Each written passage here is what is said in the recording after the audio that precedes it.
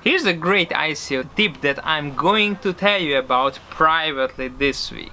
A startup called Horrible Hackers is seeking funding to establish a hackers for hire army, which will be available to do whatever needs doing. Change your tax record? No problem. Crash a competitor's website? Consider it done. I think Horrible Hackers is going to make it big time.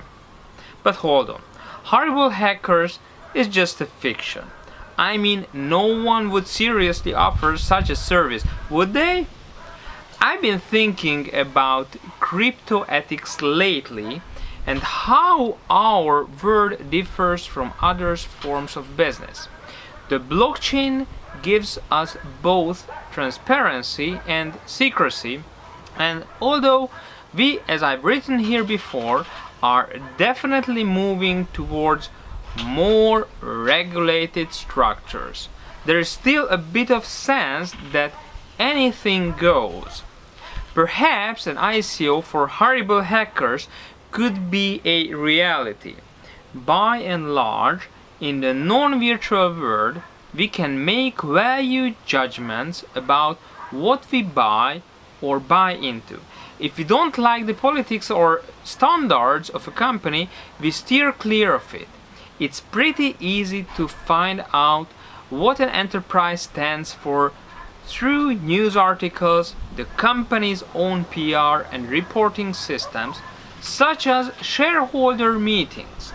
Shareholder meetings are a wonderfully archaic tradition where actual human beings meet in an actual room to vote on company issues. In the crypto world, however, how many of us run through the ethics of a company when we are analyzing the white paper and assessing whether or not to get engaged? For what matter, how many of the tokenized startups out there devote and time at all to telling us what their core beliefs and ethics are? Perhaps we have become too secure in the idea that all companies must be open, caring, and sharing with equal opportunity, employment, and strong ethical practices. But to presume that is to presume a lot. Even very public organizations such as Facebook have, as it has turned out, dark secrets and questionable business practices. You might say that it doesn't matter and that it is not your job to audit the belief system of an ICO. But if it's not up to the investors, then who should be doing this? As the writer Melodam Demoirs says about crypto investing, I have been challenged to find the fine line between transparency and disclosure while preserving my privacy and exercising discretion.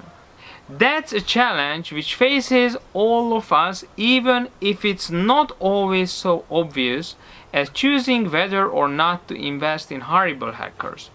So, where do you draw the ethical line? I'd like to know.